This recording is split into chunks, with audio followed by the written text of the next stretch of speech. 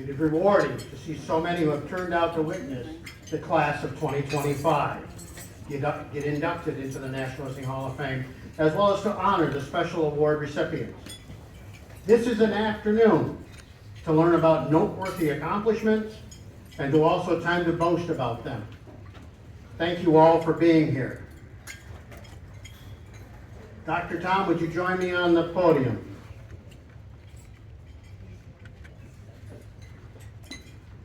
I want to recognize and welcome past honorees and distinguished members who are in attendance today with us.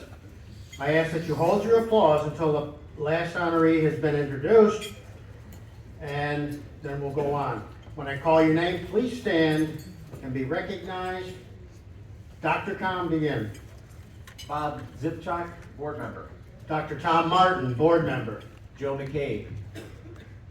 Mike Carey, Stanborough Award. Eric Canoodla, board member. Mike Hogan, board member. Carl Koenig, board member, president. Wayne Carroll. Tim Harriman, Stanborough Award winner, board member. Bill Hadsel, board member. Bob Stuhlmaker. Marty Sherman. Brad Hamer, board member. John Kapalik, board member emeritus. Matt O'Rourke, Stanborough Award winner, board member. Frank Oliveri. Anthony Servidone, board member. Dick Ballard, Swimmelar Award. Scott Key. Kevin Gallagher. Jack Lombard, board member emeritus. Charlie Hughes. Rick Armstrong. Frank Murata, board member. Sonia Stanborough, board member emeritus. Tony Policar. Fred Marcello, board member emeritus. Jim Howard, board member. Bill Doran. Joe Gustanis. Rick Gumbel. Mike Wilcox, Swimmelar Award. Bob Coppola. Mike Frood. Leo Johnson. Pat Green, board member. Gene Tracy. Let's have a round of applause for our past honorees attending with us. Thank you for coming. Gentlemen, you may sit down.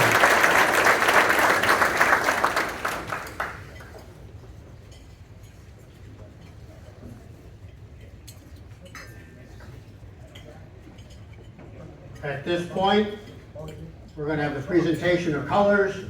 Please stand and welcome the Notre Dame National Junior ROTC. Gentlemen, present colors.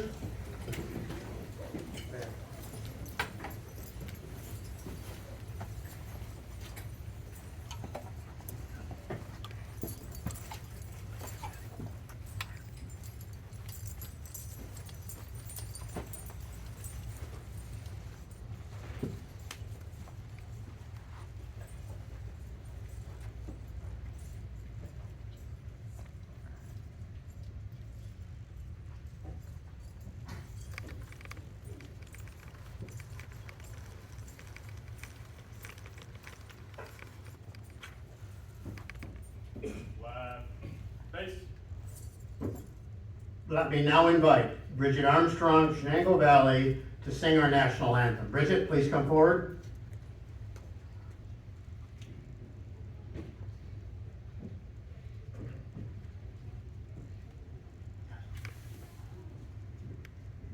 Present. Colors.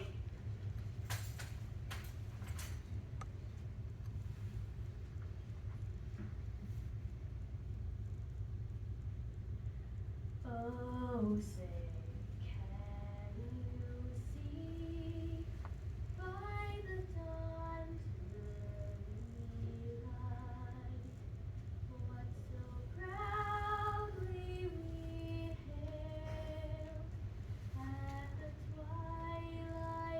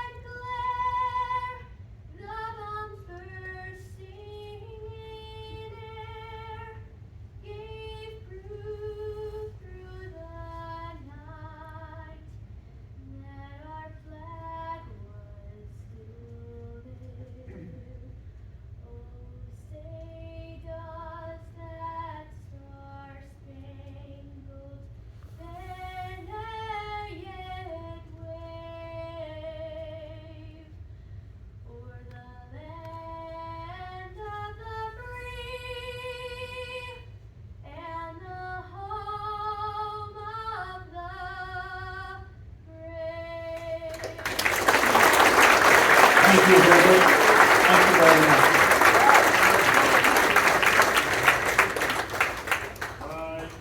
Station. Forward. March.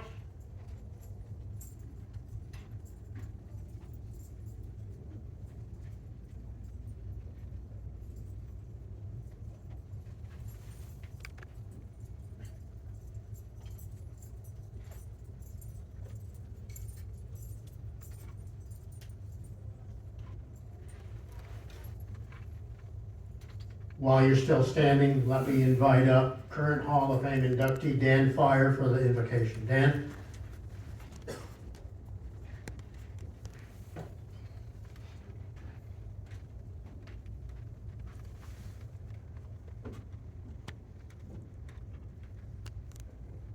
Good thanks. Heavenly Father, may we recognize all the glory goes to the Lord and grace blessed you've given us, and again this day to be honored nationally. We so humbly thank you, Lord. We ask for your strength and guidance as we embrace in the Upper New York State chapter of the National Hall of Fame. Thank you.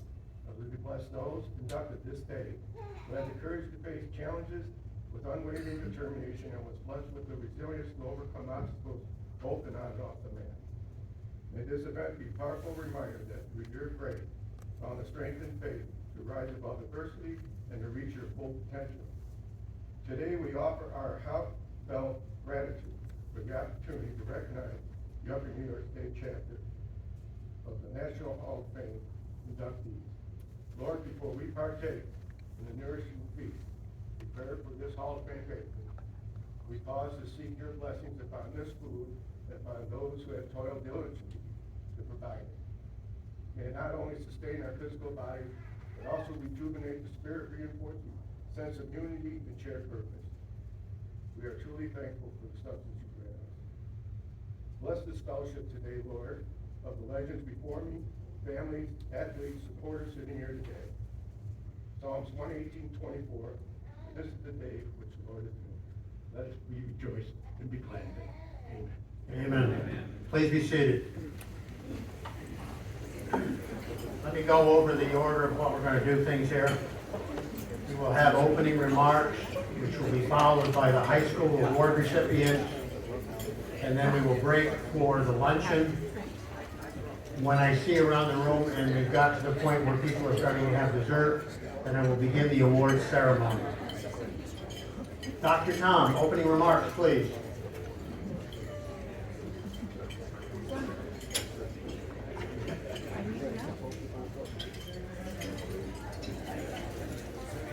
Thank you, Bob. It's my honor to welcome all of you on behalf of the Upstate New York chapter of the National Wrestling Hall of Fame board members. We gather here today to honor the new inductees to our chapter's Hall of Fame for their lifelong contributions to the sport we love.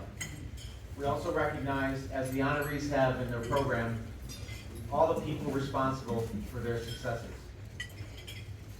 For without your support, the sport of wrestling would not be what it is today.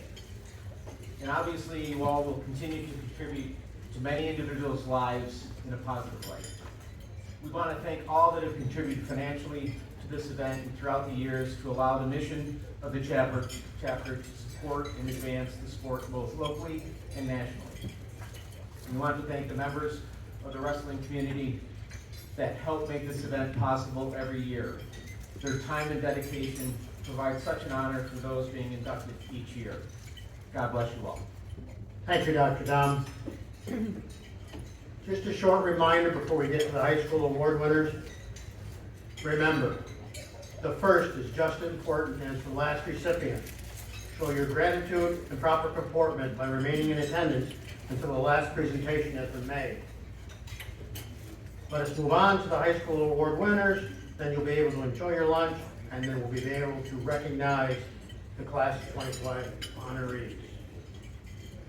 Trish Saunders Award winner, New York State recipient, Zoe Griffin. Zoe, are you here? Okay.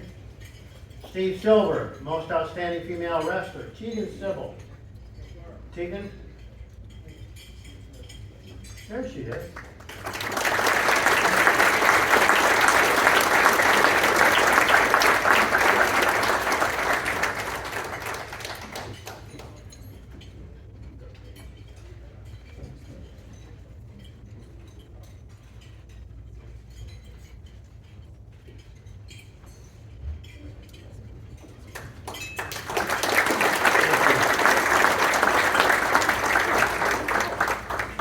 do them together. Dave Schultz Award winner, New York State nominee, and Robert Feldmeyer, Outstanding Wrestler, D1, PJ Duke.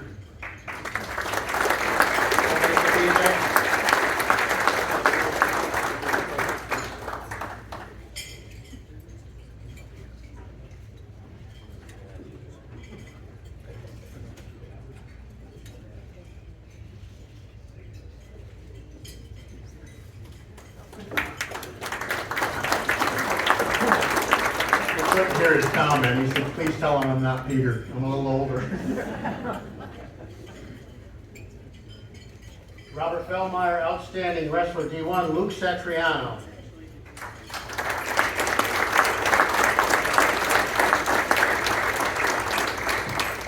Mike Carey is coming forward to accept on behalf of Luke.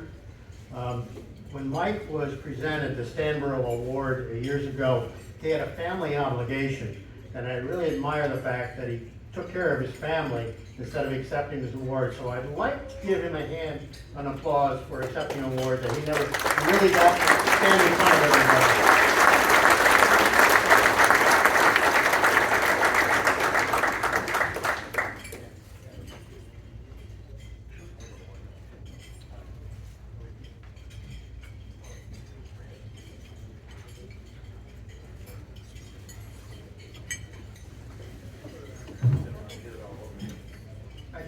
Thank you, Bob. I appreciate that. Luke sent me a text, so I just want to read it.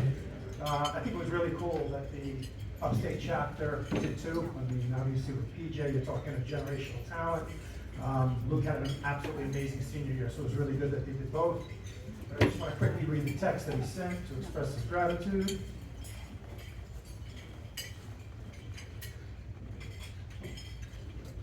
And here we go. I would like to thank Mr. Koenig and the entire Upstate New York chapter of the National Wrestling Hall of Fame for choosing me to receive the Robert Feldmeyer Outstanding Senior Wrestler Award. I apologize for not being there in person to accept this award, but I am training in West Virginia for the upcoming season.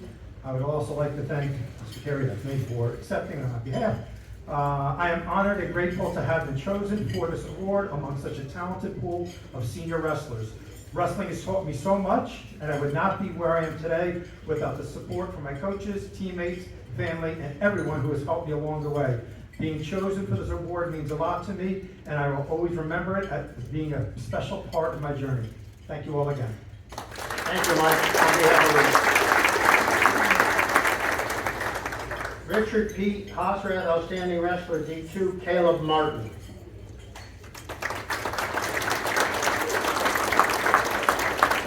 Very good. Enjoy your lunch, and we'll see you after lunch.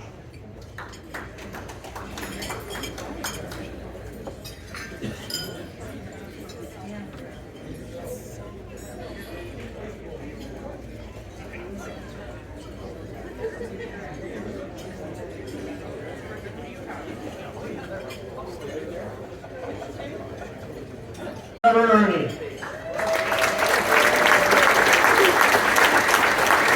Fire. Richard Meldrum. Marty Nichols. John Richard. John Simpson. Harold Salter.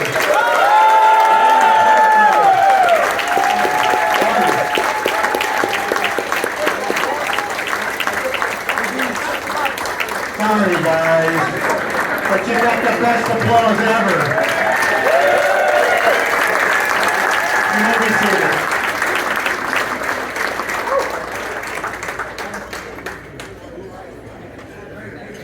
No.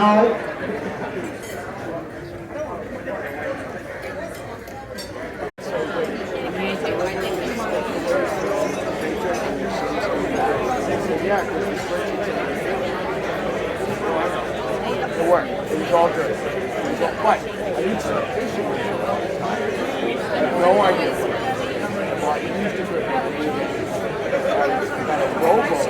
Places, please. Westchester. Yeah, Be your places, please. I know exactly that. You got a DEC, Department of Volunteer. Yeah. I was on the new Ladies and gentlemen, please. Oh, okay. Yeah. I was out. Did you find fish in there? took me 5 trips before I caught my first fish.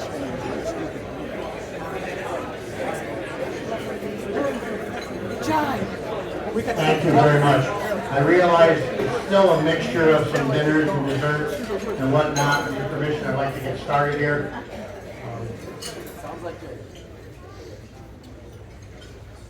First honoree is Trevor Ernie, Outstanding American. His presenter, Fred Marcello. Fred, please come forward.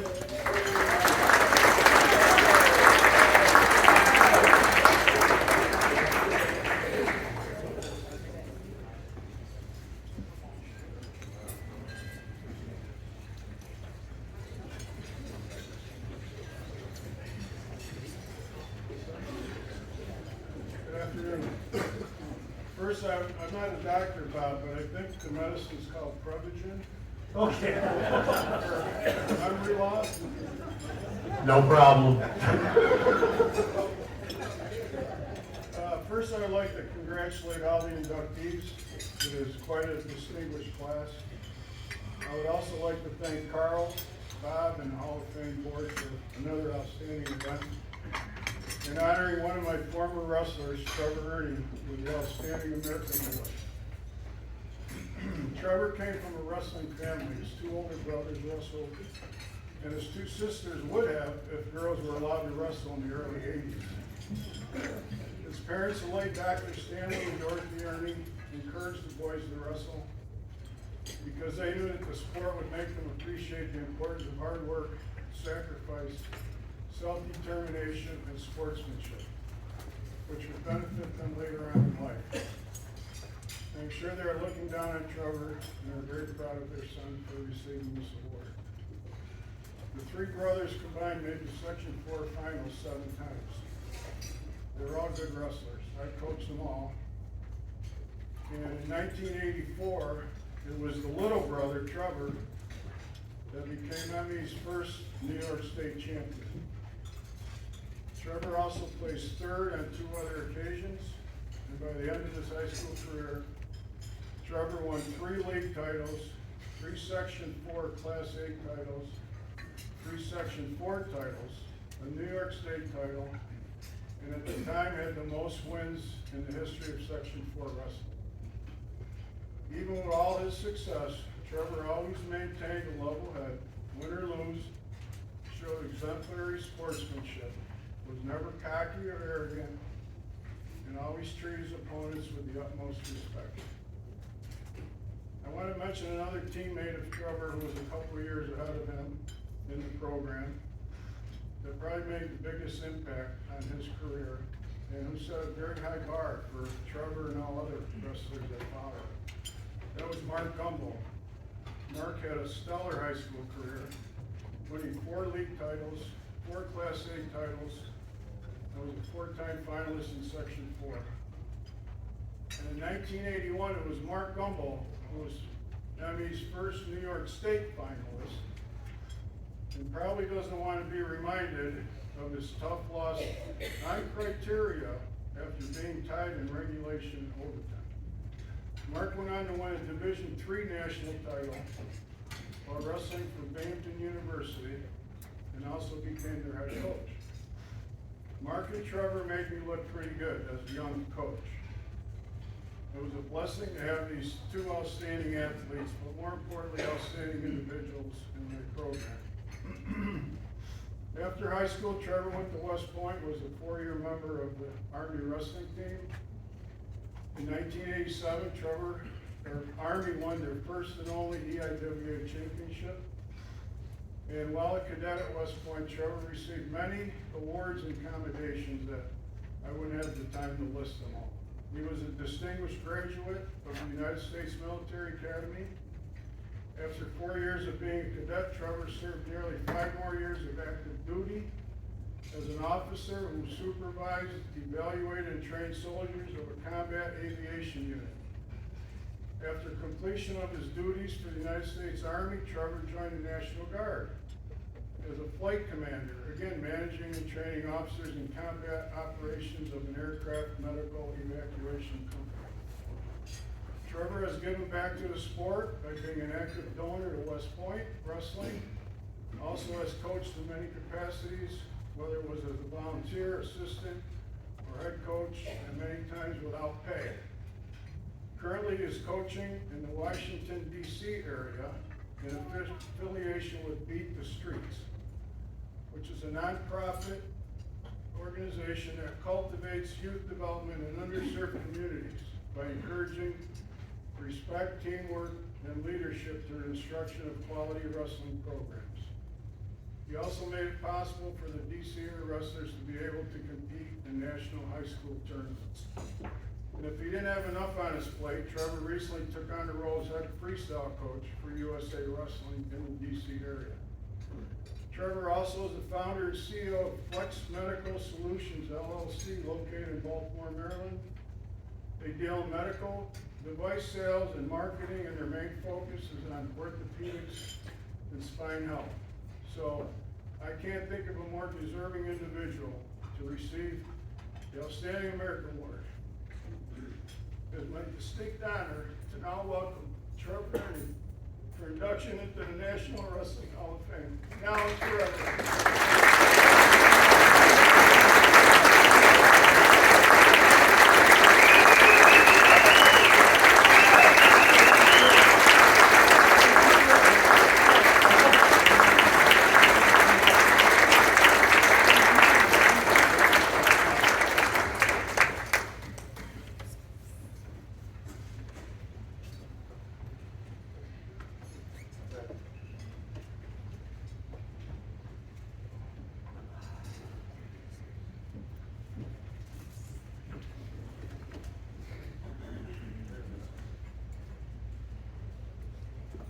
Thanks for your kind words, Fred.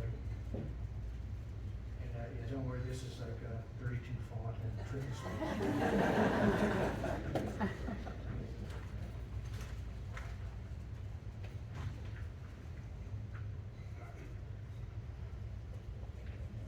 And that's not enough. I was introduced to wrestling during a 2-week gym class in 6th grade. That was the year.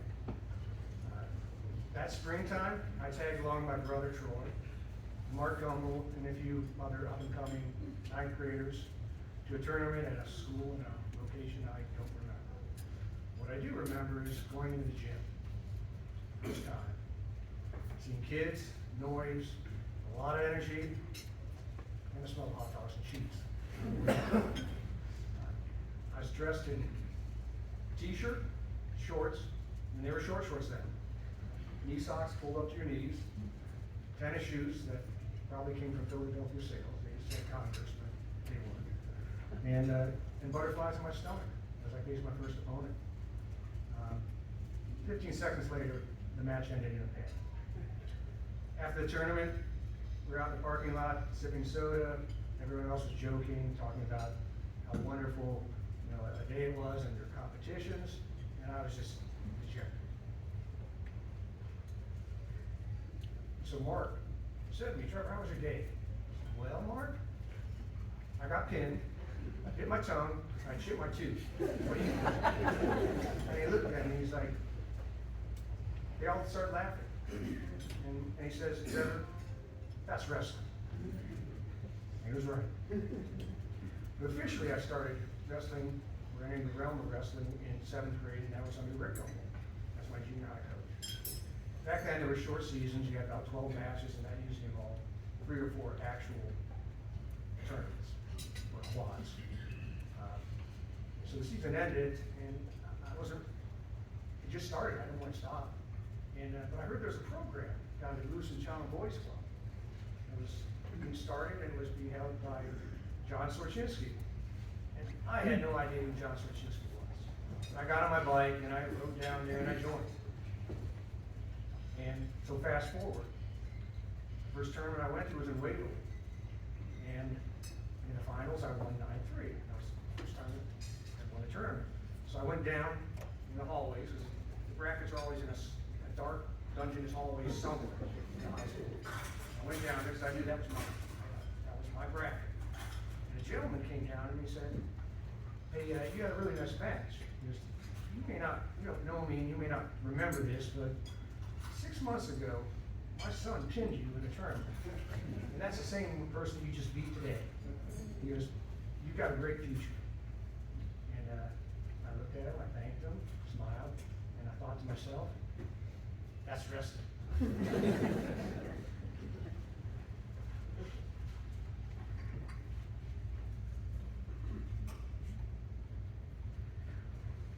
I'm really truly honored and humbled to be considered for induction into the Upstate New York chapter of the National Wrestling Association, or National Wrestling Museum. Hall of Fame. Under the Outstanding American category. And this honor isn't just about me, it's about everyone in this room who's been on the journey. It's about everyone in this room, every wrestler, every coach, every parent who stands, every friend, every teammate, every competitor. You've all lived by the same values that bring us here together. And you all deserve the same respect and admiration for what you've given to our sport. A special thank you to the current and past board members, as well as all the inductees in attendance. It all starts, well, my story starts with all of yours. It's all about family. And it's the bedrock. They taught me what support really means, showing up when it matters, lifting you up when you fall. They pushed me to grow, reminded me that loyalty and commitment are things that are proven over time. And that discipline isn't punishment, it's just love applied consistently. Then came my wrestling family. Coaches, teammates, competitors. They became brothers in our shared struggle and team building. Wrestling as an incredible way of humbling fast. And those lessons of work, accountability, resilience, and fear, or no fear, stayed far beyond my days on the mat. At West Point and later in the Army, those same values took an even deeper meaning. Support became service, growth, leadership. Loyalty became sacrifice, and discipline became the backbone of everything.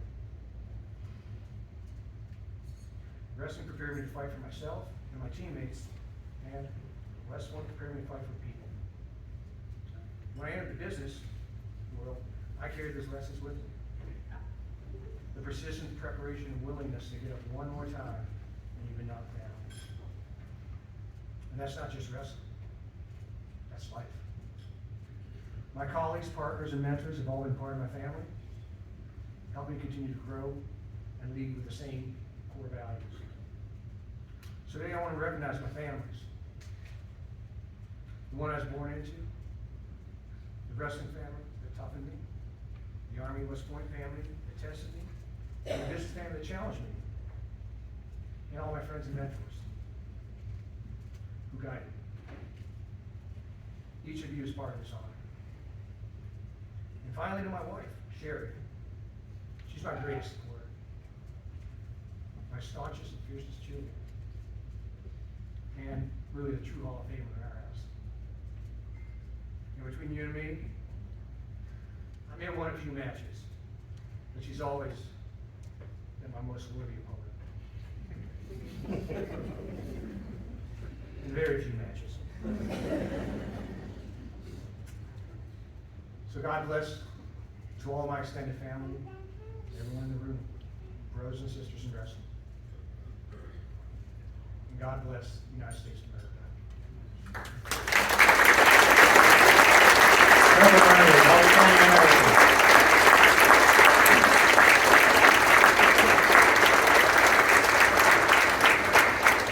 Moving on to our next honoree, Dan Fire, Medal of Courage. Presenter, Troy Keller. Troy, please come forward.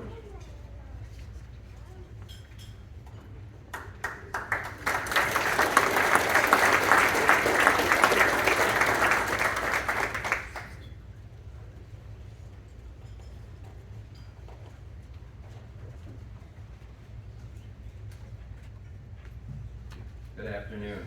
I am Troy Keller, and I have the honor to introduce to you today Dan Fire. I had the privilege to wrestle for and learn from Coach Fire for 6 years during my high school wrestling career as a lumberjack at North Tonawanda High School. But I'm not the only wrestler to know who Dan Fire is. As wrestlers more than 2 decades before me, he coached or he's actively coaching kids today when he stops in at a high school, whether it's New York, Oklahoma, or Kansas, wherever he's at, they know who Dan Fire is as well. From state champions, state qualifiers, or just young men happy to be part of a team, all the individuals Dan Fire has coached, he has been there for his athletes on or off the mat. Dan Fire is a United States Air Force veteran, having served in the 366 Fire Wing in Vietnam. A quick story Fire once told me is that in the middle of a missile attack in Vietnam, one of his fellow soldiers piped up when missiles were flying overhead and asked one of the other soldiers if he wrestled just because of his ears. And in that moment, it was like the war completely stopped, and anyone with wrestling background piped up and said that they wrestled and they were able to bond over the wrestling family. Rather than having never looked back at his high school wrestling career before he was serving the country, Coach Fire has kept this bond alive in many ways through his dedication to coaching and all around helping the wrestling community since his return home from the war, creating many outstanding individuals. From wrestling knowledge to his great passion of discipline and honor for this country, Coach Fire has passed down these values not only to me, but to many of his past wrestlers over his coaching career. Thank you for your service to this country and to the wrestling community for many years to still come. Let us now welcome Dan Fire for induction into the National Wrestling Hall of Fame now and forever.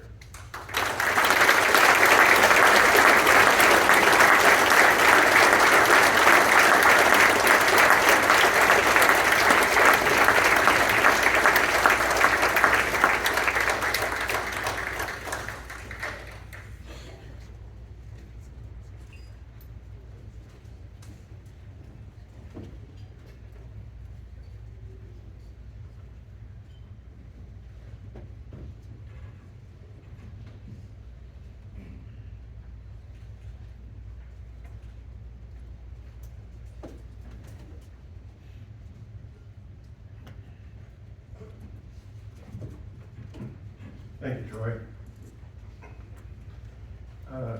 The COVID years, as we all remember, Troy was 2-time MAC champ during those times, and he couldn't make that trip to the NCAA. But I thank you for making the trip here today. Thank you.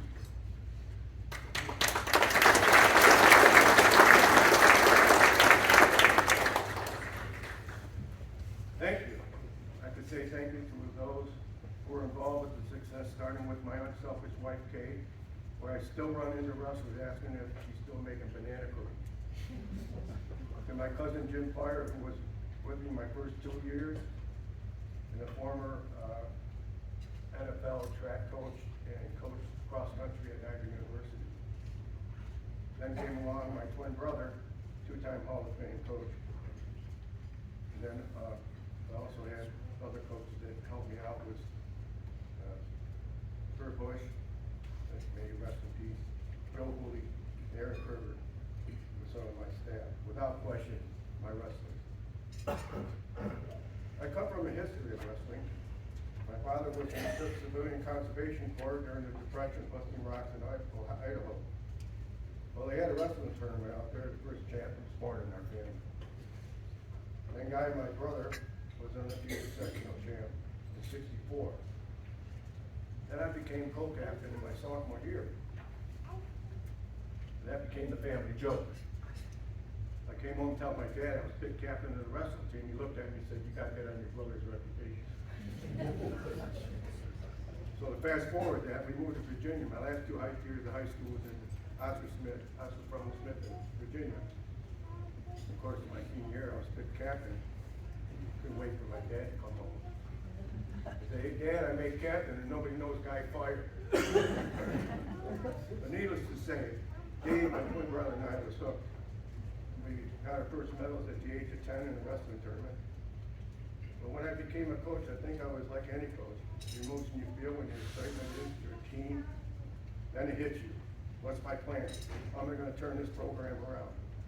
You can have a plan and have a goal, but it involves everybody to be involved, to love to compete, not just compete. The virus thing from my mind, I'm yours too, that someday I would stand here in front of legend that humbles me. Bill, I was given a mission, was given a purpose. As you know, I was a Vietnam veteran and received a Purple Heart. When asked, I would say I was in the right place at the wrong time. But there was a wrestler there, here tonight, or here today. And nobody had to tell him when he was in the right place. Two-time Bronze Star, Tony Kuhn, sitting over there at my table. Raise your hand, Tony.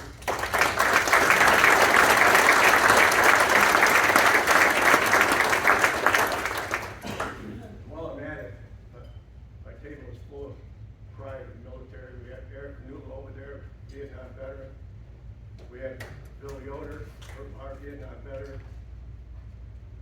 We had Mr. Duquette, Vietnam Navy. Ricky Ozzie, Navy. We covered it all over there. The Army, Navy, Marines, and Air Force all sit there at that table.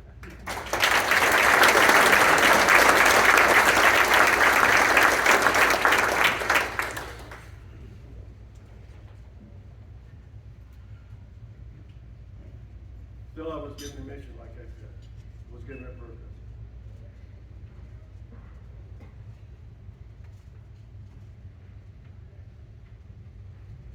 I came up with this. Look, we have kids that come into our program. They're not all champions. We know that. They're not all going to be champions. But if they didn't come into our program as they are and leave as they were, we didn't do our job. So my thing was, kids today have 4 firewalls. They have the parent, they have the teacher, they have the preacher, and they have you, coach. Now, we don't live in utopia. And sometimes things fall apart. Parents will lose interest in the kid if something goes wrong. That firewall's down. Now the kid, he's running loose. He's not in, his firewall's down. And the teachers, the grades are slipping. She's frustrated, now that firewall's down. And if those are down, he's probably not going to church. So that firewall's down. But this kid has a purpose. He wants to wrestle. He wants to wrestle. Now we got him. Son, you want to wrestle? You gotta get those grades up. You can't wrestle for me.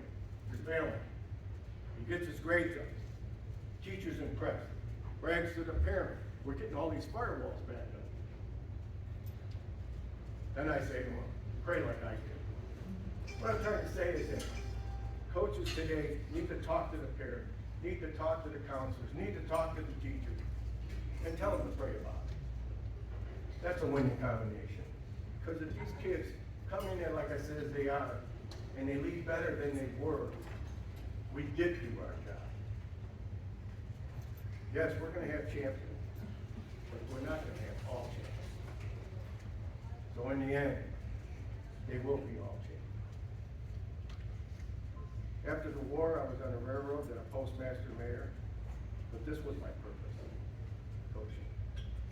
Like I say, I wasn't born, wasn't blessed with biological children, but God did bless me with 1,000 wrestlers. He gave me a purpose. And that purpose I turned into their purpose. I always felt my wrestlers had those firewalls, and that's what we needed to keep them going.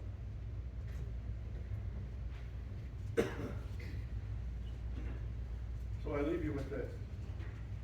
As we pass the torch to coaches taking over, I hope you know that besides winning, volunteer to make sure to take advantage of those 4 firewalls. Help keep those up. Like I said before, talk to the parents, talk to the teachers, talk to the counselors, and tell them to pray.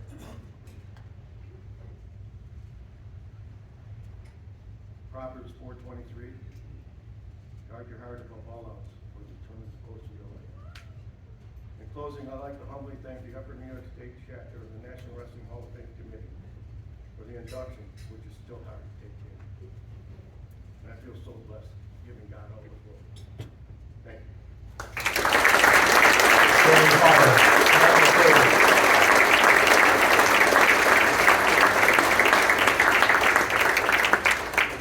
Our next honoree, Dick Meldrum, lifetime service. His presenter, AJ Meldrum. AJ, please come forward.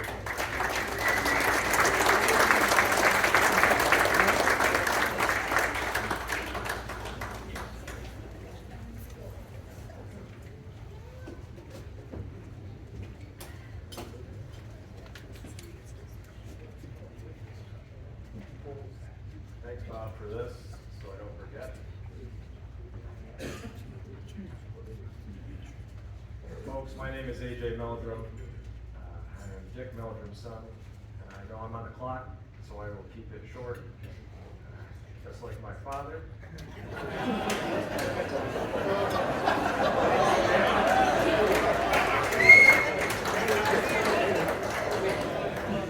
Anyway, for those of you who don't know him, my father is a pretty humble man. For those of you who do,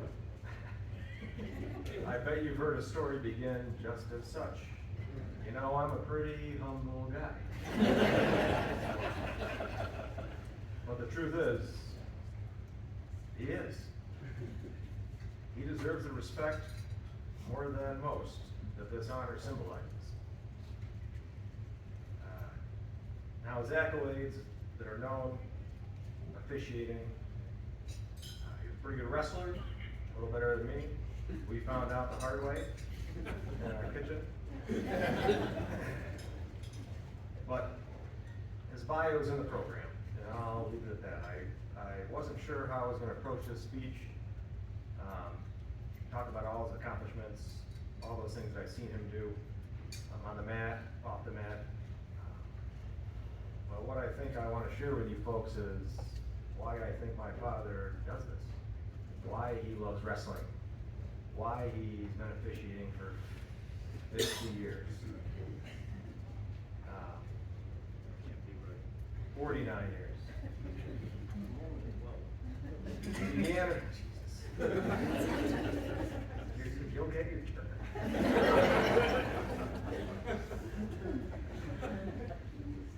He's the youngest of 6, born in 1954. His older siblings were pretty good athletes themselves. His brother Thomas here wrestled at Cornell, so did his brother Jim, brother Bob. Wasn't always an easy road. He lost his brother Jim when he was in his early 20s. Jim, not my father. Lost his sister Mary when she was 10. But ultimately, the reason that I think my dad deserves this award and why he loves the sport is because when I look around this room and I see all the faces that are here because of him, that's why he does it. He loves the people. He loves the connections. He loves to do it for selfless reasons. He doesn't do it for the glory. He was a heck of a wrestler, like I said. He was a 2-time Section 4 champion, even though Portland, where we went, is now in Section 3. We're not a coach. That's what got him into officiating.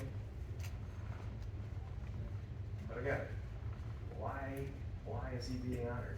Why does he love this sport? What keeps him coming back year after year? And it's because of the people. His friends from Portland State, the guys he sees in the Syracuse Wrestling Officials Association, the state guys. And I know this because I have been a quiet observer since I was probably 5. And then I became of age and was allowed to speak and have a cocktail and offer my opinion. But we keep going back.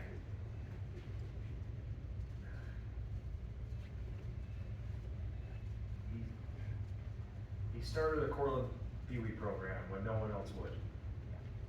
He started a scholarship for wrestlers in Section 3 when there wasn't one. And still, both those things are still here today. The impact that wrestling has had on him, there's nothing compared to the impact that he has had on the people that are involved, the people that I know. His best friends are my friends.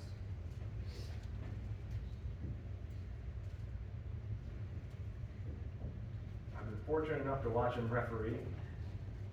Sometimes he gets it right. Sometimes he does not. And he's been around for a long time. He's ref for Leo Johnson. He still refs today, like I said. He was in my corner when I refereed. From Portland State, the guys who are here that traveled, to the Syracuse officials that are here, from every part of his wrestling life. He leaving an impression. There was a big one, despite his physical stature. Ultimately, I gotta ask, why does he do this? He doesn't do it for the glory. He doesn't do it because he needs to be recognized. He was a good wrestler. He was on the state committee. I went. He does it because he gives a damn. And he wants to see it succeed. And he's got big shoes to fill. His father was the same way. That's why he is the man he is. I hope to be the man he is. And I'll leave you with this and let him talk your ear off. 3 life lessons I've learned. Pick your battles, coaches. Be your regular guy. And be humble. You're my best friend, Dad, and I love you. You deserve this. Let us now welcome Richard Meldrum for induction to the National Wrestling Hall of Fame. Now and forever, Richard Meldrum.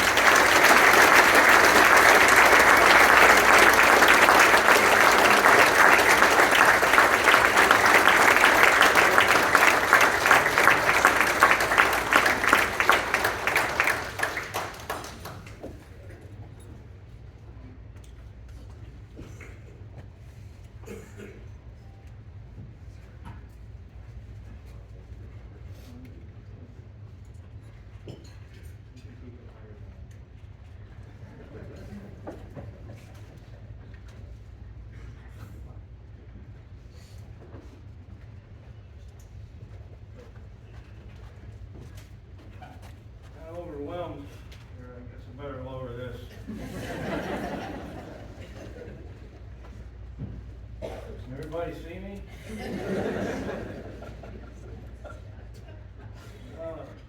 My speech is gonna be short because he said everything I told him to say.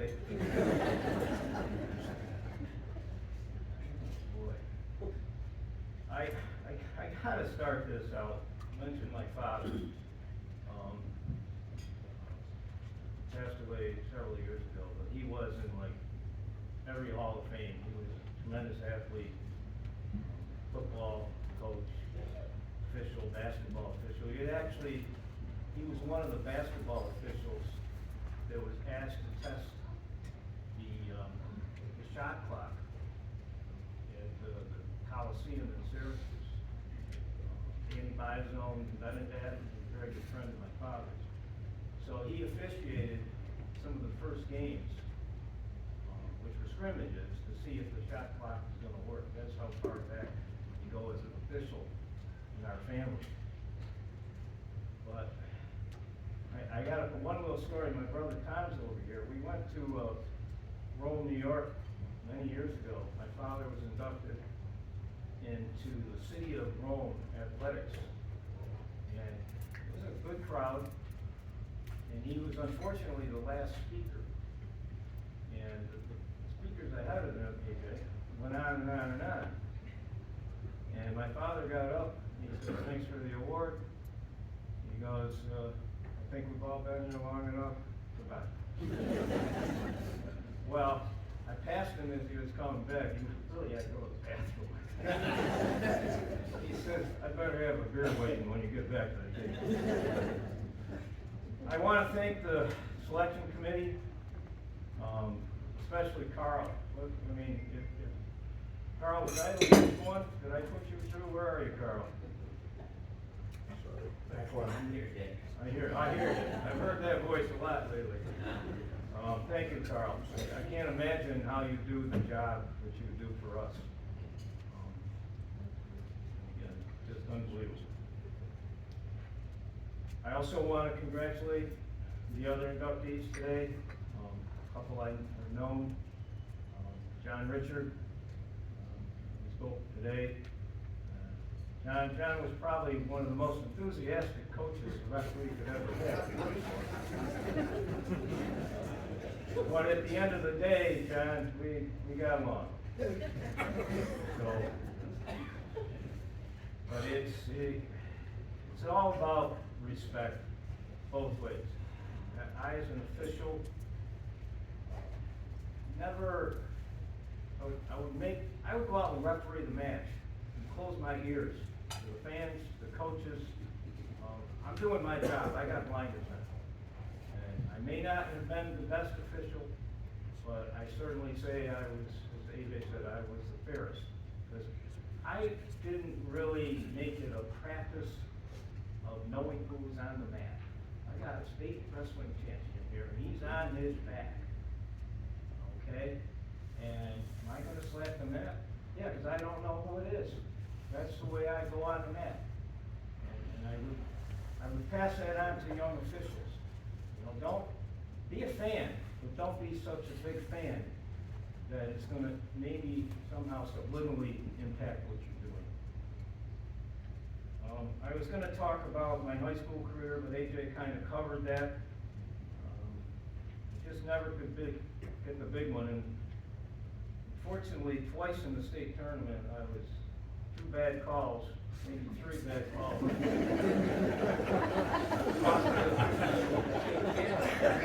Maybe that's why I became an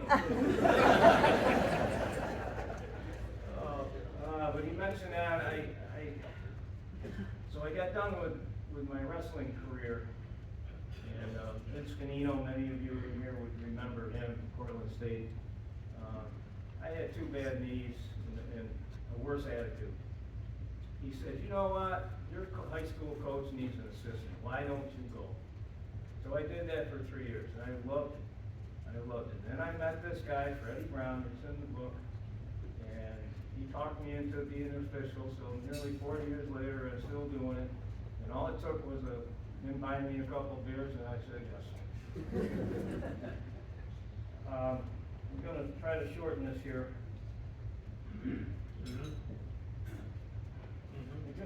Okay, Bobby, I got it. Again, I just want to thank all the great people that I've come across. And I left out half of this, but I think I said the things I wanted to say. One last thing, Frank Marat. Keep the ship afloat. That was Frank's motto when I was president of the state association. Keep the ship afloat. And I hope you all have a nice ride home. Thank you very much.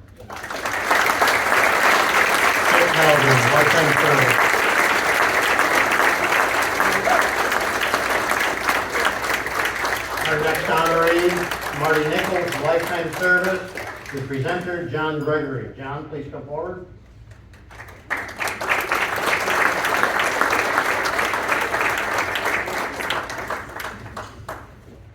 Thanks for getting the mic at the right height here, Dick.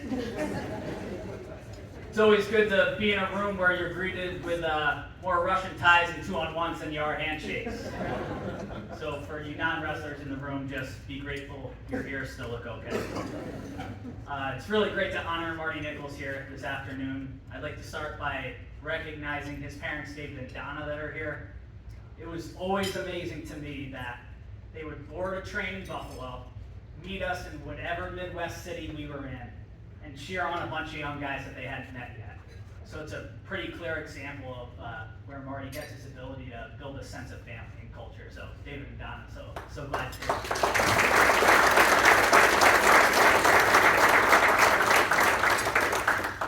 I can't speak to Marty Nichols, the wrestler. A lot of you in this room knew that person, and he's in several Hall of Fames on those merits alone. By the time I entered Marty's influence, he didn't have to wrestle live much anymore. If Marty was wrestling live in the room, it meant one of 2 things.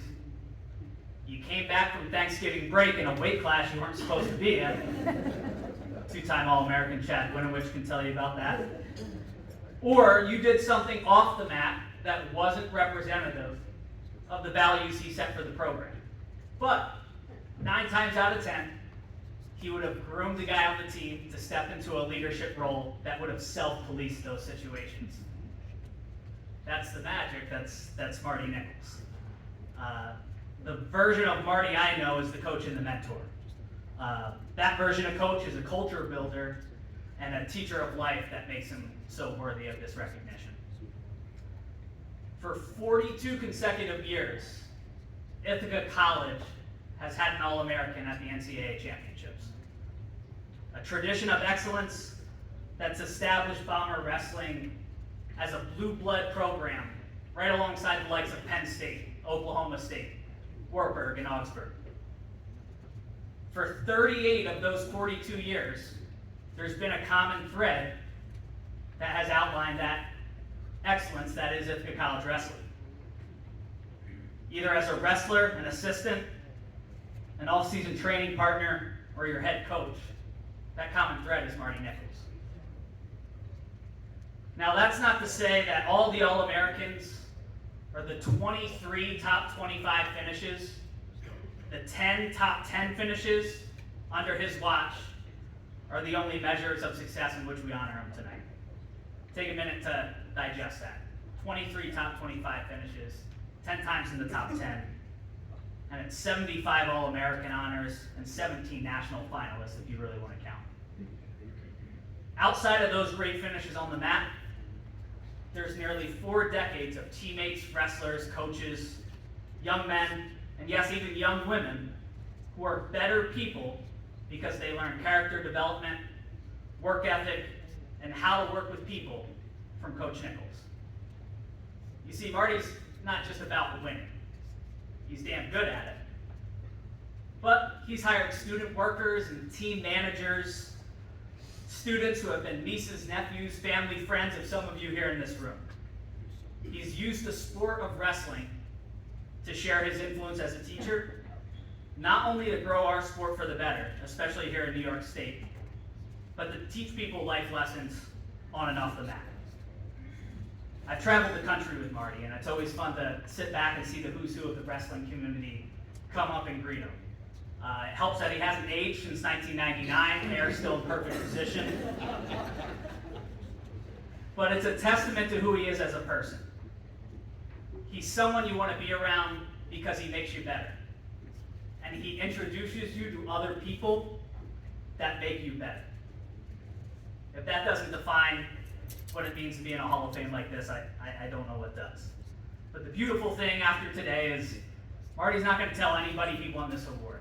He's not going to ask for a raise. He's not going to use this honor to recruit Ithaca's next All-American or national champion. Instead, he's going to continue to be a great ambassador of our sport. He's going to teach you lessons that are much stronger than any wrestling move or third period strategy.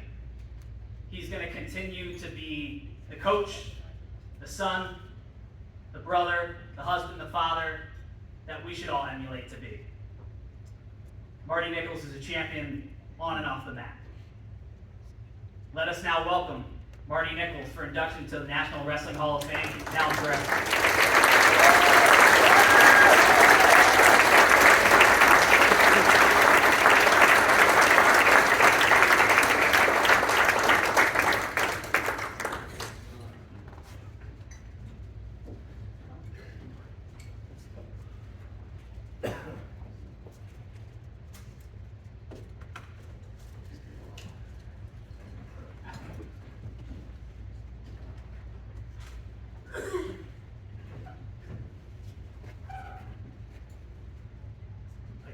Up a little bit now.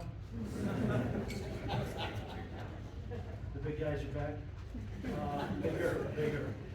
I wanted to give a big thank you to John Gregory for taking time out of his busy schedule over at Cornell to be here and present the award to me. I'm not sure what's harder, finding a free time over there at Cornell or finding a parking spot. It's never easy. You always get a ticket when you're up there for more than 5 minutes. I appreciate it. Thanks, John. I also want to thank the Hall of Fame committee for this honor. I extend my congratulations to all the honorees today. I got a chance to talk to a bunch of them out in the hallway when we were waiting a little extra long. I appreciate that. So I got to chat with them a little bit more and get to know them more. Standing here today, I can't help but wonder if this honor is really for years of service or just proof that I was too stubborn to ever leave the wrestling room. Either way, I'll accept it with gratitude. Wrestling has given me so much more than matches and medals. It has given me lifelong friendships, the chance to mentor young people, and the privilege of being part of a community built on discipline, grit, and respect. To my family, thank you for being here this afternoon. It's been, I think, 45 years since our family vacation to Oklahoma, when we visited the brand new National Wrestling Hall of Fame. I never imagined that one day I'd be standing here receiving this honor. What a full circle moment this is. It's pretty neat. Thank you for your unwavering support through all the highs and all the lows. To my daughter Anna,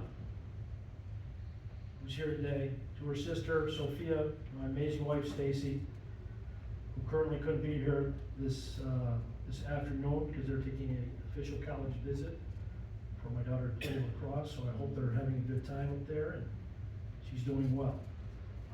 But thank you for your patience, your love, and for enduring late nights, long weekends, and more wrestling talk at the dinner table than any non-wrestler should ever endure. None of this would be possible without you. Thanks. To my athletes, past and present, you're the reason I stayed in the sport. Watching you grow, succeed, and battle through challenges has been the greatest reward any coach could ever ask for. I appreciate that. To my fellow coaches, officials that we love, friends, teammates, I saw Billy over there. You pushed me, inspired me, and made this journey richer than I could ever imagine. Thank you very much. This award reminds me that wrestling isn't just about wins, it's about showing up day after day. It's about toughness, not just in the body, but in perseverance, humility, and heart. I'm deeply humbled to be recognized by the New York State chapter of the National Wrestling Hall of Fame. Thank you very much.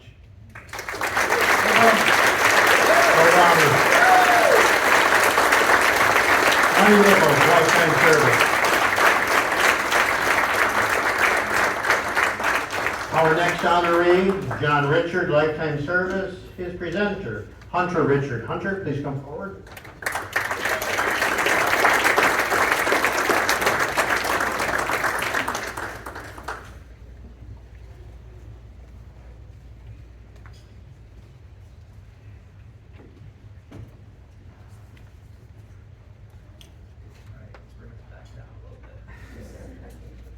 Good afternoon, everyone. I'd like to start off by saying congratulations to all the Hall of Famers here today. It is a tremendous accomplishment. I'm very honored and proud to be up here today to present my father with this remarkable achievement. The list of his accolades is not only long, but impressive, and he's so deserving to be here today. And I inducted him into the Section 3 Wrestling Hall of Fame, spent a little bit of time up here talking about all of those accomplishments. And I think today I want to spend these few minutes that I have to talk about who he is as a man and a coach and the why he is so successful. Because at the end of the day, right, that is the reason why he is being accepted. And I hope he's really listening right now because it might be the only time I ever admit he's better than me at something. I'll give him his flowers. The first thing that came to my mind when I thought about him as a coach was the standard that he set for his program. It didn't matter if you were a state champ or a freshman who just came out for his first year. He did a remarkable job of bringing the team together and establishing this is what it means to be a part of Holland Patent Wrestling. This is the way we were going to train. We were going to be good students. We were going to be good people in the community. And most importantly, we were going to win and lose with class. And it wasn't just high air either. He demanded the pursuit of excellence in everything that we did. His ability to motivate is exceptional. I know some of the refs in this room don't exactly appreciate it, but as someone that wrestled for him, I mean, having that man in your corner, you know, good or bad, right, he's going to go battle for you. And everybody was proud to wrestle for him, whether that was at Mount Markham or at Halpet. And the thing that I admire the most about him, and the reason he's so highly respected in the community, is that he lives what he preaches. He demands a lot, but we've never had to ask if he was going to be there for us. He's always the first one in the door, always the one moving mats and setting them up, taking kids on the road trips in the spring, setting up fundraisers to send kids to wrestling camp every year, hosting Christmas parties in my basement. I remember that since I was a little kid, having those older wrestlers over and continuing on, and they all sign the wall, right? Little things like that is truly what makes a program special. It's not just what happens within the wrestling room, it's how you take care of them outside the wrestling room as well. And overall, just devoting his life to the sport of wrestling, and more importantly, his athletes. So it's no wonder he's had the success that he has had. He's changed so many kids' lives for the better, including my own. And it goes well beyond just being great wrestlers. I've never seen or heard him ask for anything in return either. He'd always just tell me this is what a great leader and a coach does. Whether you get the respect or not, you just do it. So I speak not only for myself right now, but countless others and all his athletes when I say thank you for your time, for your effort, for your passion, and everything that you've given and taught to us. Being a coach myself now, I honestly have no idea how he managed to do it all, and be a father and be a teacher. I have a tremendous amount of respect for him. He truly is my hero, my role model in life, and I'm so happy he's being recognized here tonight. So, let us now welcome John Richard for induction to the National Wrestling Hall of Fame.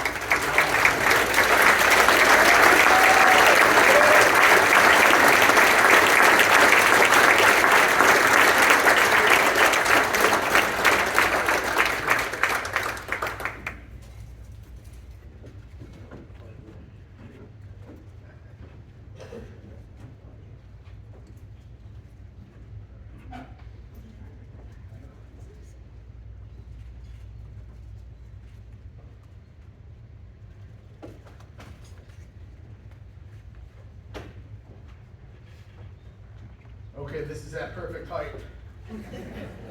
But I'm not gonna need it, trust me.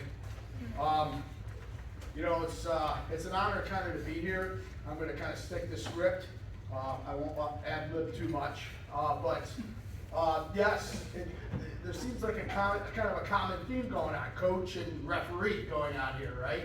And to all the refs that are here, and refs such as John and Dick, who have been out there with us, because again, it takes refs and athletes and coaches kind of to put this program together. But Dick, I have a question though. You said earlier that I was in the top 5 of your most animated coaches you ever ref. You've ref for a long time, so before we leave tonight, I want to know who the other 4 are. I might have to ramp it up this year. No, I won't, I promise. I don't know if I can. But anyways, thank you to my son, Hunter, for such sweet words. My children mean the world to me, and to all my athletes that are here, I've always said, he had to go home with me at night. You guys are lucky. First let me say thank you to the New York State Upstate chapter of the National Wrestling Hall of Fame for this humbling honor. I also want to congratulate all the other honorees tonight, for their amazing accomplishments. I feel very humbled and honored to be amongst greatness. I really do. I'm going to kind of stick to script. Otherwise, I'll be kind of getting the hook. So, an award such as this is rarely self-achieved. I need to thank my wife Gina for all her support over the last 3 decades, along with my children Hunter and Rory. Without their support and their patience, I would not be standing here tonight. My wife Gina is my hero and my mentor, always pushing for excellence. She is the glue behind the wrestling program, that is for sure. She has a knitted frame picture that sits on our wall, and it reads, "Good, better, best, never let it rest, until your good is better and your better is the best." This has always been a guiding force for me, personally and professionally. And then there are my children, Hunter and Rory.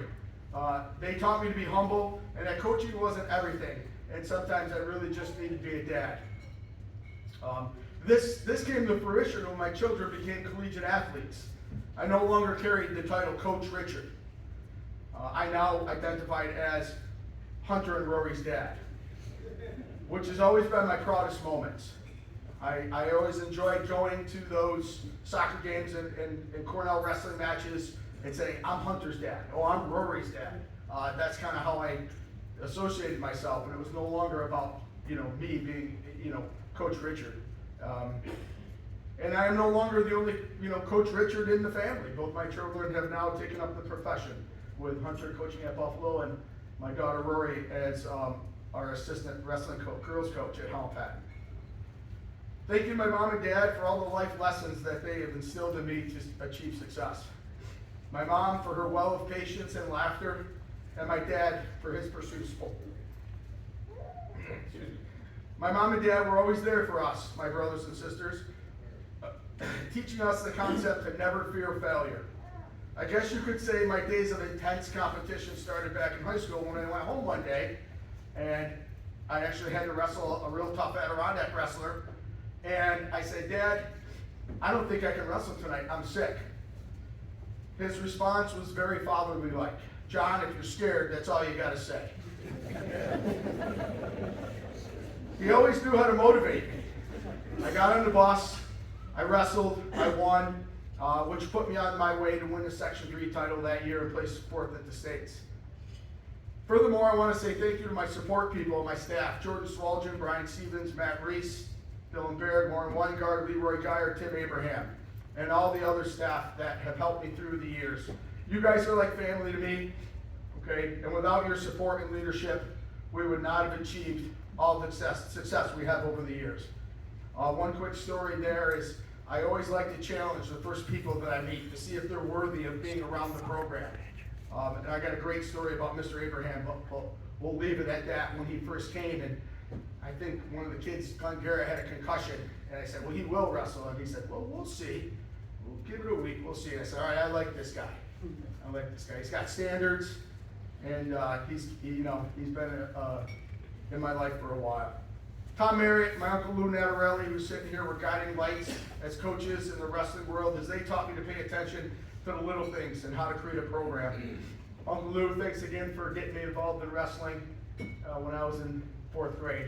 My dad was a basketball player, and I'm sure glad that you were around to get us involved. So, God bless and God rest my dad's soul as well. He can't be here with us tonight, but I really appreciate what you did, Uncle Lou.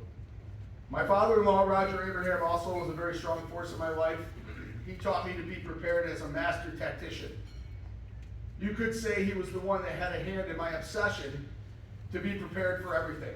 I would usually create 4 or 5 different lineups before dual meets. At times I would drive my staff crazy because I would constantly change my mind in the plan. Sorry guys. Lastly, I need to thank the Halifax Halifax community and administration for always supporting the program over the last 2.5 decades. Russ Stevener, our high school principal, has been there with me for the last 14 years, ready to listen and pull me off the ledge when I needed it. So thank you, Russ. And a special thanks to Superintendent Dr. Venatozzi for her constant support of the wrestling program and my constant requests. I appreciate it, Cheryl. Thank you. I've also had the opportunity to create some amazing memories with parents, athletes, and opposing coaches. Iron sharpens iron. Even though my very intense competitive spirits may flow, I always knew we were there for the betterment of the sport and the kids. Being a coach has allowed me to pursue my passion of helping others almost to obsession. I've had some great moments over the years. The deafening cacophony in the Adirondack Small Gym, my daughter scoring the game-saving goal against Hartwick, and my son's first state wrestling title will always be my favorite sporting moments. But it is the losses that have always brought us together as a family the most.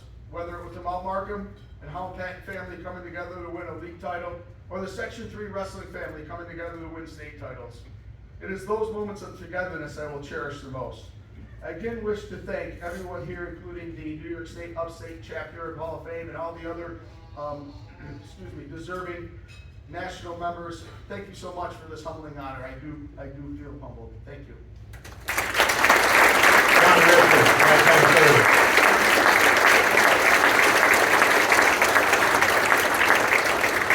Our next honoree, John Sisha, Lifetime Service. His presenter, Wayne Carroll. Wayne, please come forward.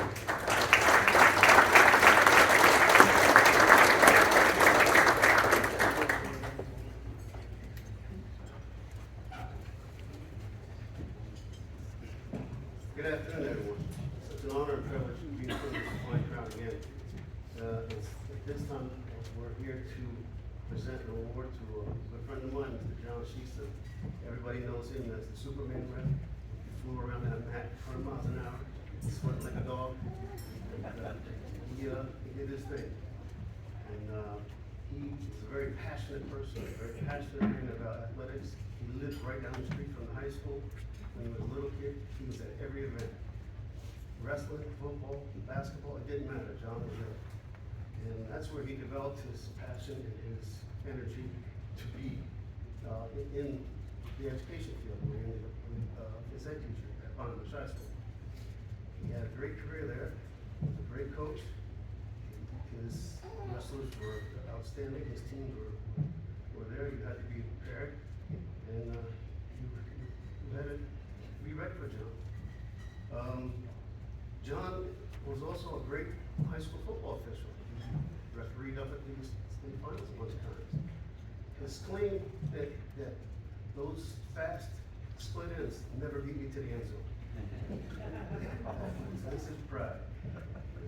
He was a side judge, and when they broke the line, he was downfield. I didn't see it happen.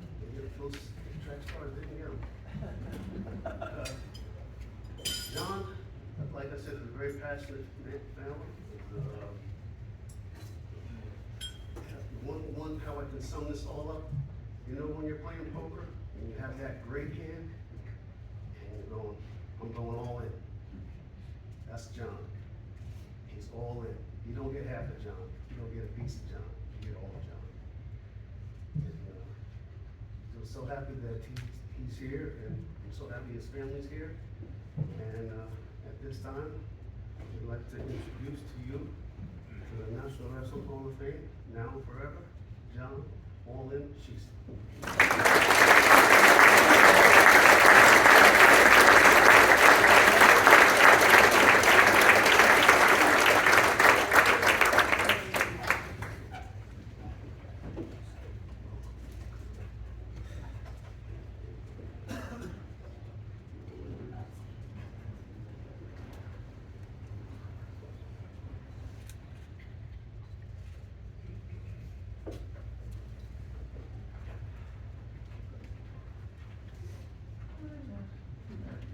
Make sure the microphone height is correct. I want to just, first of all, start off by saying thank you to Wayne for all the kind words and things he had to say. We've known each other a very long time. Unfortunately, I had the privilege of knowing him for so long because his mother and my mother were very close friends, and we lived close by to each other. And I had a fortunate experience to be forced to be friends with this guy for my whole entire life. But in all seriousness, he's helped me through a lot of things and taught me a lot of things along the way. And I appreciate the kind words and everything that you've done for me. And I also want to just say that I'm extremely honored and humbled, and I feel very privileged and blessed to be standing before you here today. I realize that I also want to recognize and congratulate all of the inductees that are being inducted into the Upstate NY chapter of the National Wrestling Hall of Fame.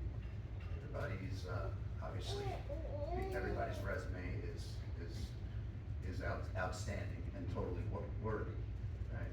As Leroy would say. So,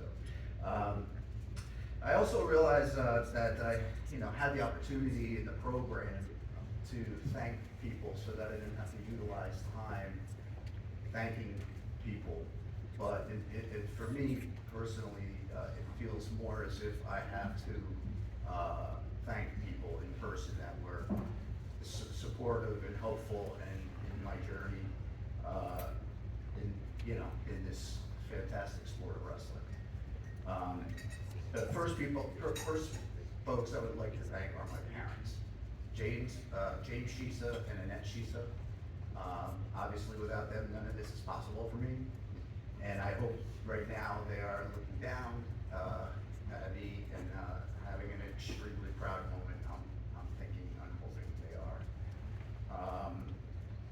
I also would like to thank my wife, Michelle, and my son, Trevor. Happy birthday, Trev.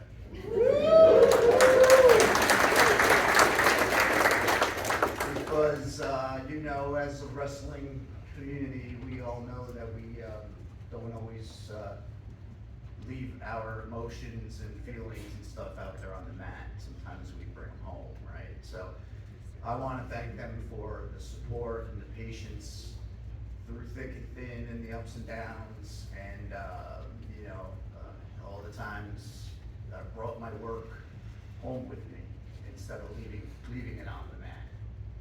So I want to thank them for that, of course. I need to thank my sister Kathy for first of all rocking me to sleep when I was a baby. And also, most importantly, she protected me from all the bullies in the neighborhood. And that was big. She protected, she gave a couple black eyes out,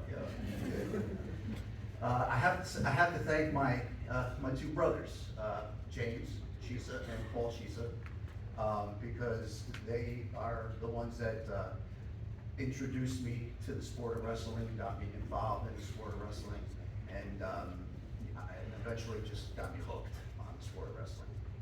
And without that example in front of me, and without that kind of push, and without that kind of passion for the sport, I don't know if I would have ever gotten involved. But granted, along the way, my two older brothers that got me involved in the sport, I definitely over the years took a lot of very constructive beatings in the living room, on the rug, and things like that. I would also like to take a moment to thank my friends, my colleagues, my former teammates, mentors, coaches, and everybody who's helped me through this journey to get to where I am today. And it's hard for me, I've been pinching myself for like a year now to try to make sure that this was like a real thing, like this was gonna actually really happen. So, like I said, I really want to thank the folks that I've worked with, like I said, as colleagues, people I've had as teammates, and like I said, coaches. Actually, Wayne was one of my coaches when I was in high school. Without all these folks in my life, this journey, I just don't get to where I am right now, which is extremely humbling, very, very humbling experience, for sure. Over the years, I've noticed that we are, that wrestling is one huge extended family. And everywhere you go, everywhere I go, I meet people, from the wrestling family. And it's kind of crazy. You see a guy with bad ears, or you see a guy with a wrestling t-shirt or something, and then the next thing you know, you're striking up a conversation, and it's always a good conversation. And it's a really cool thing, and I am extremely proud to be a part of that wrestling extended family, because it really is an extended family. And that's really, it's really kind of important. Real quick, going along with what I was saying is that the goal wrestlers are generally goal-oriented people. And, in order to set goals, you have to have dreams. Most of us sometimes, we achieved our goals, and sometimes we didn't, and that's okay. Hopefully it made us better. but this is one goal or dream that I never ever thought that would come true for me. So I, once again, am extremely humbled and definitely very thankful and blessed to be able to have this opportunity. And I would like to just leave you with this. It's a quote from the great David Schultz, which I'm sure everybody who knows anything about wrestling knows who David Schultz is. And this quote, I picked this quote because it reflects how I feel about receiving this honor. And I quote David Schultz: "If I had to cut up my Olympic gold medal and share it with everyone who helped me accomplish it, you would not be able to recognize it. It would be in so many tiny pieces." End quote. The great David Schultz. And you know, he was one of my idols, and all I know is that he's proud of the award that we give throughout the country for him. And I just want to say to everybody, thank you very much for being here. Have a safe trip home, and enjoy the rest of your evening. Lifetime service. Our next honoree, Harvey Stalters, lifetime service. His presenter, Gene Stalters. Gene, please come forward.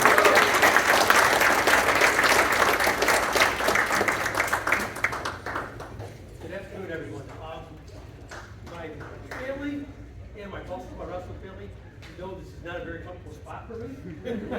However, it's my honor to introduce the next member of the National Wrestling Hall of Fame. Not only was this person a teammate of mine, he's my brother. I also had the pleasure of coaching with him for over 20 years. The sport of wrestling became a part of our entire family in the early 1970s. From that point on, it was a lot of Baltimore wrestling. Harvey's coaching career began as a JV coach at Boston Spa, where he coached with then varsity coach Vince Johnson, who Vince Johnson had the honor and the pleasure of coaching 7 of my immediate family members. So he had a lot of us running around. Harvey, the sport of wrestling truly became a family sport for us. Harvey's main coaching goal was to try to build each individual to become the best wrestler person they could be. Harvey always stressed the importance of team and responsibility. So let us now welcome Harold Harvey Stalters for induction into the National Wrestling Hall of Fame, now and forever. Harold Stalters.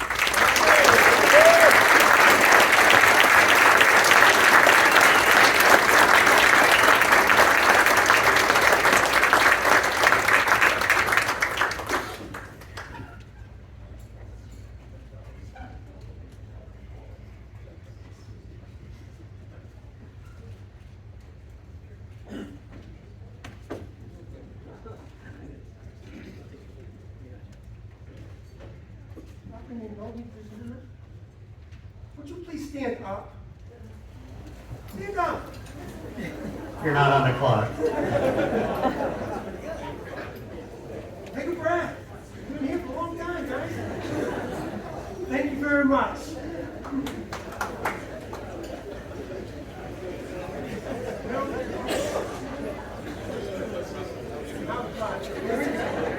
If you want, you're on the clock. First of all, happy birthday, Christine, my daughter.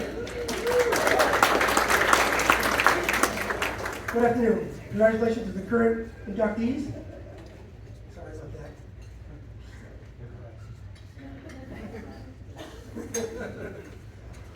The past Hall of Fame members, thank you, Carl.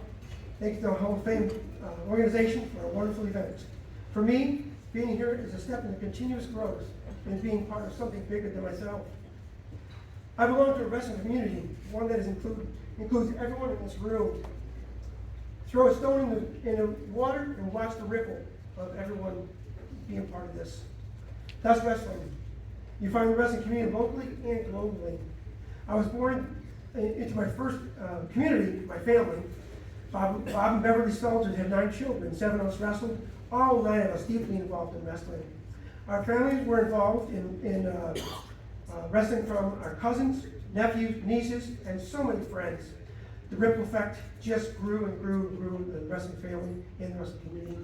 My wife, Sue, the hero of our score table, every referee went to her if they needed something, knew wrestling so well. My children, my daughters, supported me so much and as I tried to build my wrestlers, and they heard a lot of stories at home, so thank you very much. We officially became members of the wrestling community in the 1970s, and I got to enjoy a wonderful family, the Johnson family. Vince Johnson was my coach, our coach, and he trained us to be outstanding wrestlers, but also to be good people. He took us beyond Paul's Spa.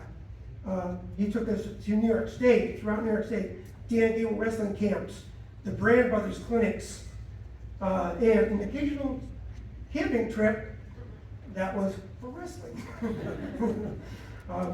I then went out to University of Albany, and I wrestled under the legendary coach Joe DeMeo. Joe introduced me to the outstanding wrestlers across the country in our practice room because of his Greco-Roman expertise. I learned from people from Europe, Asia, Latin America. Once again, that ripple effect of our community, the wrestling community. I was fortunate to be hired by Ballston Spa, the Central School District, following my graduation, undergraduate graduation, and began my formal coaching, assisting Coach Johnson. When he retired, he had thoroughly prepared me for the next step. Once again, good fortune came my way. My brother Gene joined me, the ultimate ambassador to the sport. His knowledge, national and international wrestling experience meant our wrestling community just continued to grow. He wrestled with Rob Cole at University of North Carolina, and we gained a connection with Cornell University. We took our kids there many, many years. In the audience today, probably the first family that took me under their wing, the Iacalucci's are here. We experienced our wrestling community together. And I didn't plan this, but my last families, the Gregorys and the Insonis, are here also today to help me, or they helped me in my journey through this wrestling program, wrestling community. A true wrestling community we are. I finished with this point. Everyone in this room is connected. Pastors, attorneys, data analysts, financial people have a wrestling story to tell. Wives, husbands, children, nephews, nieces, all have a wrestling story to tell. High school friends, colleagues, for years of education have stories, a wrestling story to tell. Each of us has had a conversation with a total stranger on a plane, in a store, at an event, join wrestling. So, look to your left, look to your right, look in front of you, look behind you. You all matter. We are a community. I am honored and humbled to stand before you, adding to my community, joining the ranks of those who came before me, and members of the Wrestling Hall of Fame. And each of you has made that possible. Thank you. Our responders for lifetime service.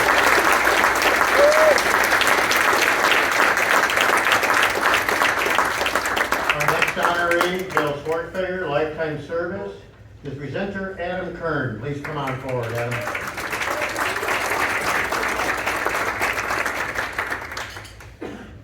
Carl and friends, thank you for this wonderful opportunity to be here today among so many truly outstanding people. It's a real honor.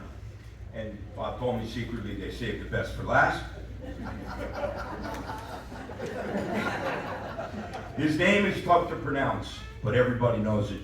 Bill Swartfeger is a legend, and he never had hair. I've been very fortunate to know him nearly my whole life. Even as a kid, I knew about his athletic greatness, our school's first state champion in wrestling and an all-state football lineman. But what's always stood out most is his dedication. At just 17 years old, he was filling a backpack with rocks, run across the railroad tracks to school, and he would work out both before and after practice. He would push himself in most ways that high school athletes can never imagine.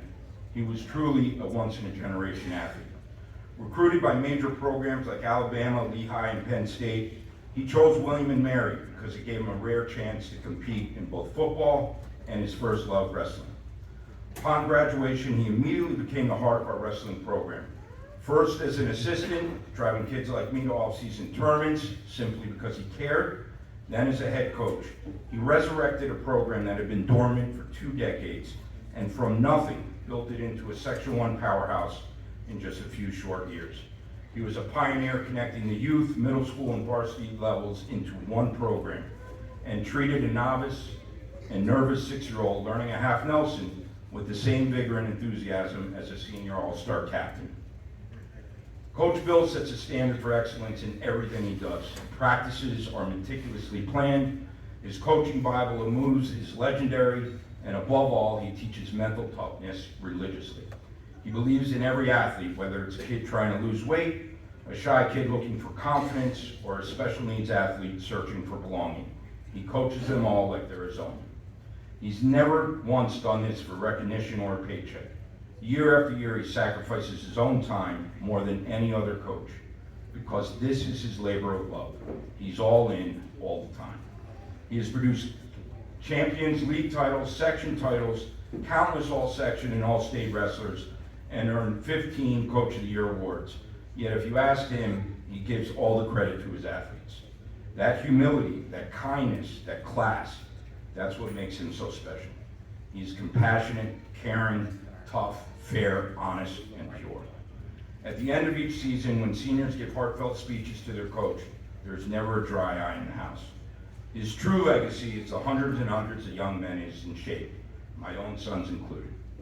His 3 wonderful children, John, Teresa, and Mark, who are here with us today, carry on his lead as standout athletes, coaches, and role models, just like their dad. I was speaking with a good friend of mine on the way up here, and he said it best. He said, I've known Coach Bill for over 35 years and have coached against him as our high schools, our arch rivals. He once held open mats so he could train my kids to get better. Imagine that, a rival coach helping the opposition. That's who he is, 100% pure gold. He is a champion as an athlete, a coach, and a man, and is an absolute highlight of my life to introduce in the prestigious National Wrestling Hall of Fame, General Coach Bill Swordfager. Now,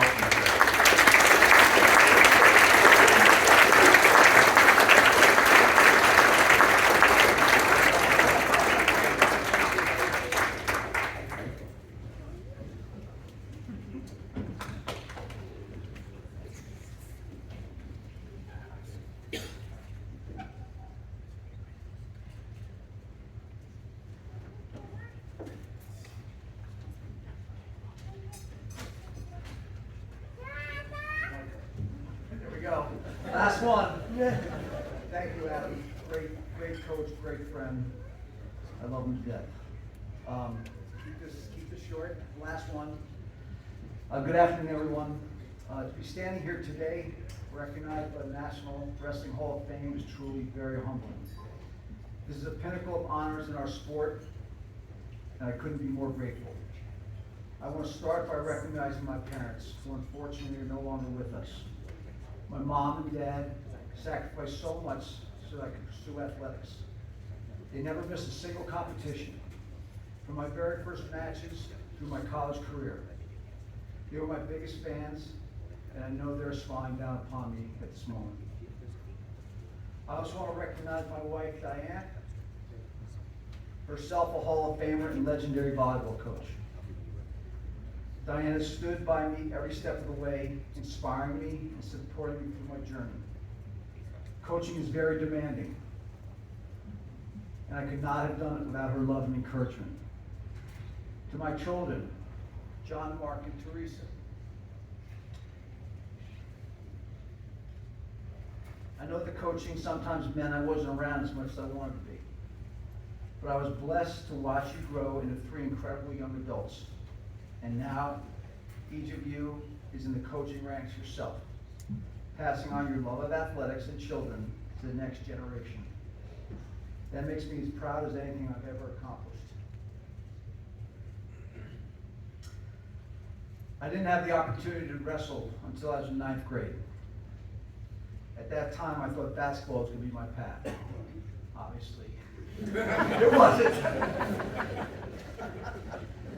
But I was blessed to, but a couple of senior captains convinced me in the lunchroom at Horace Greeley that I might just be better suited for wrestling. They were right. And that one conversation completely changed the direction of my life. A turning point for me during my junior year, after winning sectionals just 15 minutes before we were supposed to go up to the States, 177 pounds from Mount Vernon, fell on my knee, and I ended up having to get my knee reconstructed. And instead of competing, I watched the tournament from the stands. Sitting there, unable to wrestle, was heartbreaking. But it also lit a fire in me. It became my mission and my obsession to get to the top of the podium my senior year. I've been blessed with coaches who shaped me not only as an athlete, but as a person. Coaches like Stan Sutherland, who would meet me early in the mornings, unlock the school, and turn on the coach's shower, after I finished my daily runs, and drove me to local colleges so I could find the toughest competition and continue to grow. His belief in me was unwavering. To my football coach, Pete Kuzma, who's here today, instilled in me the true meaning of hard work and sacrifice. These men and many others gave me the tools that lasted far beyond the mat. When I transitioned from athlete to coach, I carried those lessons with me. For almost 40 years, I had the privilege of working alongside incredible coaching staffs. I was fortunate to always have 6 to 8 dedicated coaches in our room. Men who gave their time, energy, and hearts to provide the most personalized experience possible for our wrestlers. A couple of those guys are here today. Chad Flahan, Bill Petronas, you guys are the best. Thank you. Together, we were not just chasing wins. Our mission was to develop the finest young men and women who we could send out into the world. To watch them succeed in life, not just in sport, was one of the greatest rewards of my career. Most of the successes that I've had in life can be traced back to the lessons I learned in the wrestling room. The discipline, the resilience, the humility, the ability to get up after you were knocked down, those lessons shaped me as an athlete, a coach, and a person. To receive this honor today is both humbling and deeply meaningful. Wrestling gave me a path, it gave me a purpose, and it gave me a family. And to now be recognized among so many of the greats in our sport is something I will carry for me forever. Thank you to the Hall of Fame, to my family, to my coaches, my athletes, and to the entire wrestling community. This moment is not mine alone. It belongs to all of you who've been part of this journey. Thank you.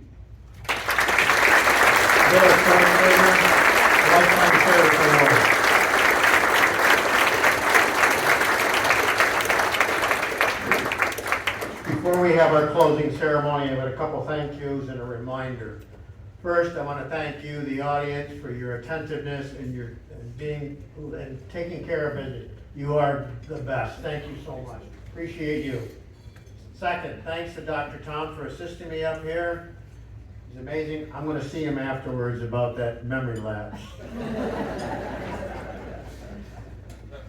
Reminder, your name badges, there's a box out front. Please return them into the box. And now, for the closing ceremony, I invite up the presenters to come forward. Take your place in front of the green jacket.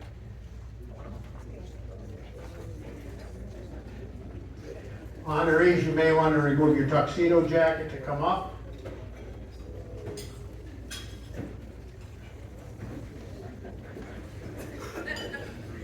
Should be alpha.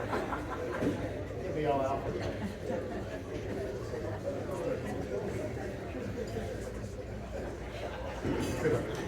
All right, honorees, come forward.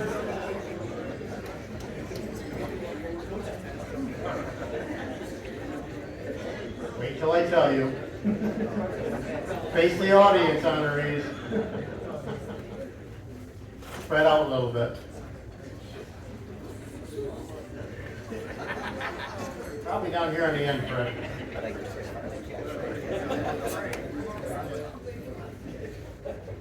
Face the audience, honorees.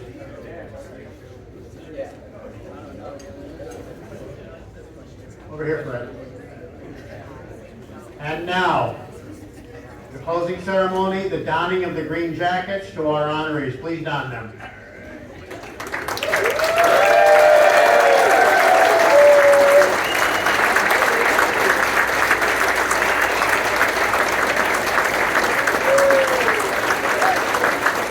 Honorees, I invite you on stage for a picture. Come to the stage, honorees, for your picture.